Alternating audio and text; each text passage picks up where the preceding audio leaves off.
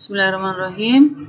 Kita lanjut bagian kedua, materi dari struktur atom dan sistem periodik unsur.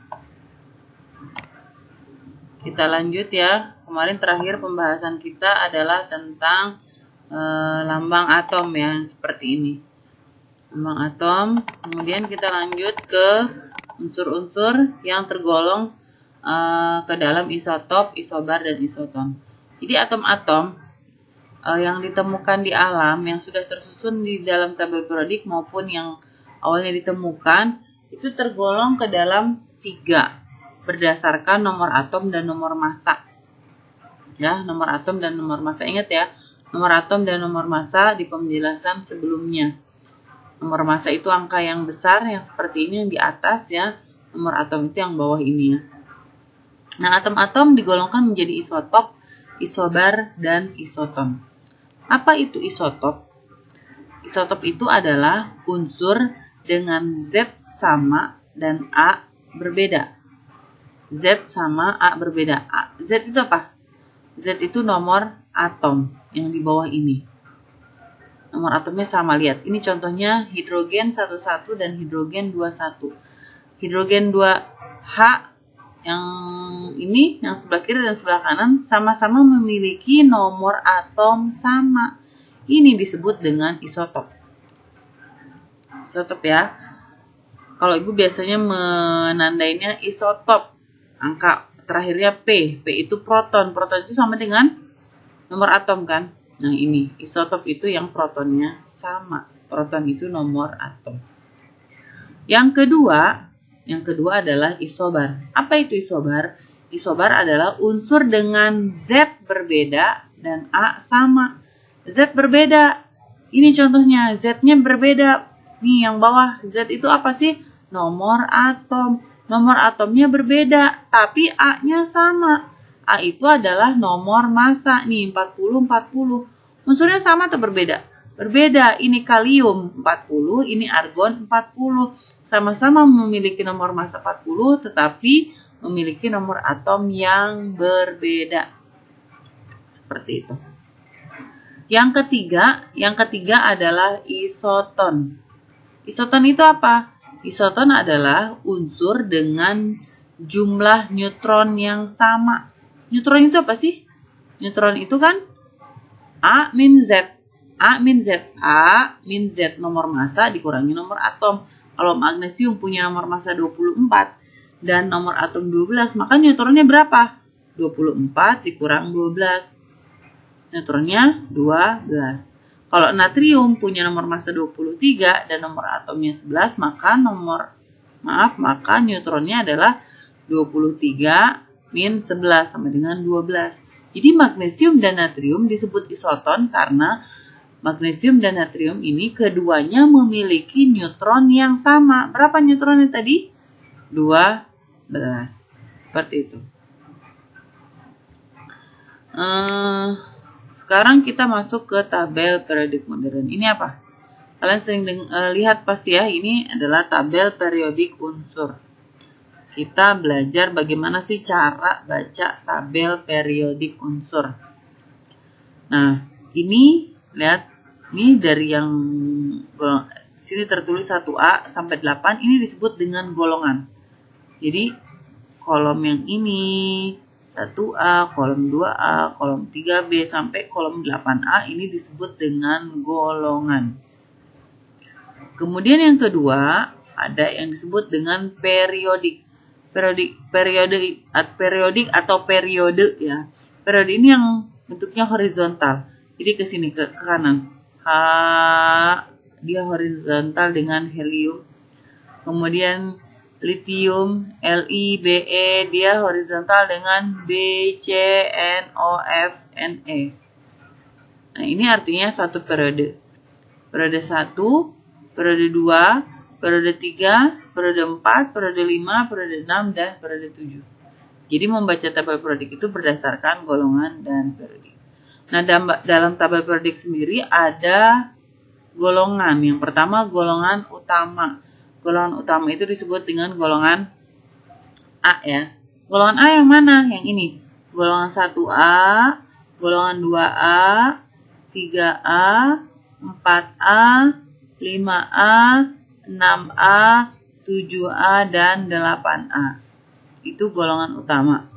Yang kedua, golongan transisi. Transisi dalam. Golongan transisi dalam itu yang mana? Yang ini. Transisi dalam itu yang B. Ini. Yang ini ya.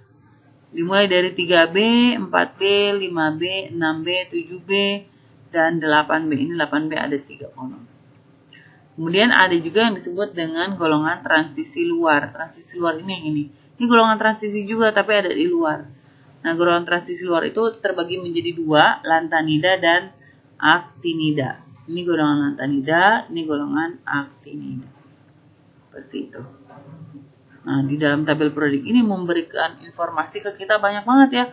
Di sini digambarkan mana unsur-unsur yang merupakan unsur logam, mana unsur-unsur yang merupakan non-logam, ada juga semi logam, dan ada juga yang gas mulia. Ini sesuai dengan warnanya.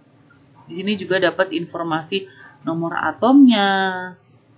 Ya, di tabel periodik yang kita dapatkan mungkin di lain sumber ada juga yang di situ tertera nomor masanya. Bahkan ada juga yang tertera di situ konfigurasi elektronnya. Ya, kita bisa mendapatkan tabel periodik ini di mana-mana ya.